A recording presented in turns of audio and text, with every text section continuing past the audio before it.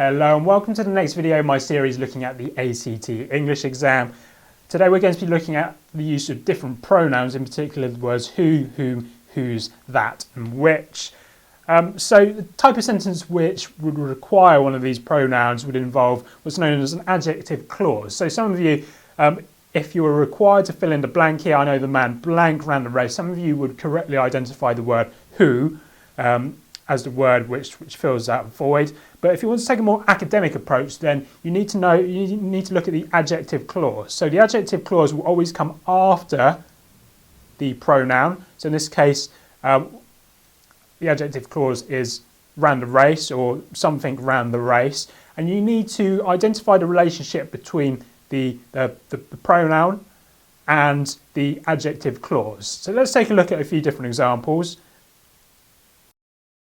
If the word you're replacing is used in place of the subject of the adjective clause, then you're going to be using the word who. If the pronoun replaces the object of the adjective clause, then you're going to be using the word whom. If the pronoun is used to show possession, then you're going to be using the word whose. That normally replaces an idea or a thing rather than a person. And which is used in similar situations to the word that, but it introduces this concept of non-essentiality. So basically, if this adjective clause doesn't change the meaning of the sentence, the root meaning of the sentence, then you're going to use the word which instead of that. So we'll run through a few concrete examples now. So this one here, we knew the girl blank starred in the movie. So we need to use one of these words in place of this blank here. We knew the girl something starred in the movie. So straight away, what is it that's going to be starring in the movie? Well, you're referring to the girl, and the girl is a person. So we're going to be looking at one of these two up here. Is it going to be who or whom? So this girl, is she the subject or is she the object of this adjective clause here? Well, she's the one starring in the movie, so she's the subject of the adjective clause. In this case, the object of the adjective clause is the movie. Okay, so she's starring, she's the person actively performing that noun, actively starring in the movie, so we're going to use the word who in this case.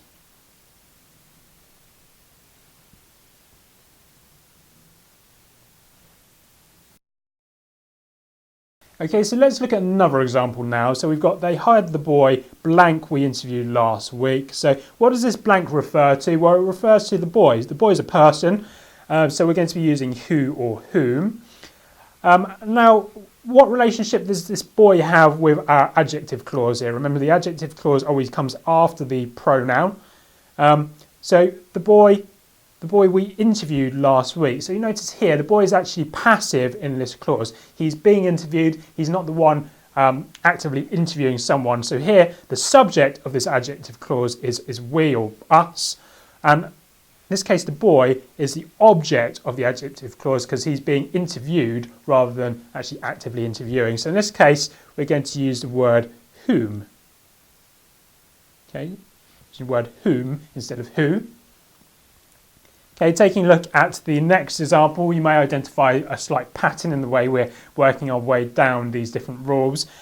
She knew the family blank car we bought. What is this thing referring to here? It was referring to the family and the relationship between the family and the car. Well, the family owns the car, so here the pronoun is showing possession.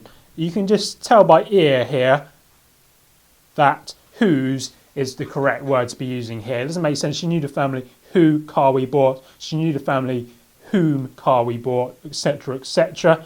The only word that can go in here is whose. This is probably the easiest one to identify, and it's just through your own learning, your own reading, and your own conversations that you can identify that this is indeed the correct word. Okay, so to finish off with, we're going to be looking at two examples back to back. Because I think this quite nicely illustrates the case where you're going to be using the word that as opposed to the scenarios where you're going to be using the word which. So your two examples are here. I know the town blank we have to visit. The second one, I knew the town comma blank was by the coast. Straight away you should be thinking to yourself, what does this pronoun replace in each of these cases? Well, it refers to the word town. And at least in the case where I live, a town is an inanimate object, it's not a person. So you're not going to be using the word who, you're not going to be using the word whom, you're going to be using either that or which. As to which of these you're going to be using in which blank, well, it's going to be, easiest way to think about it is if there's a comma, then it's going to be which. If there's no comma, then you're going to be using the word that.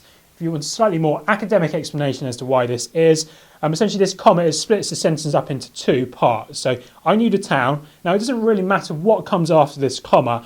You're still going to be referring to the same town. So you could have I knew the town, which was by the coast. I knew the town, comma, which we had to visit, etc., etc. Still going to be referring to the same town.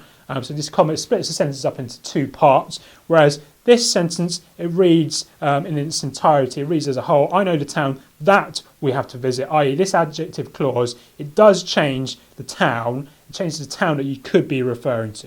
As I said, easiest thing to do is to look as to whether or not there is a comma in front of the adjective clause, and if there is, it's going to be which, and if there's not, then you're going to be using that instead.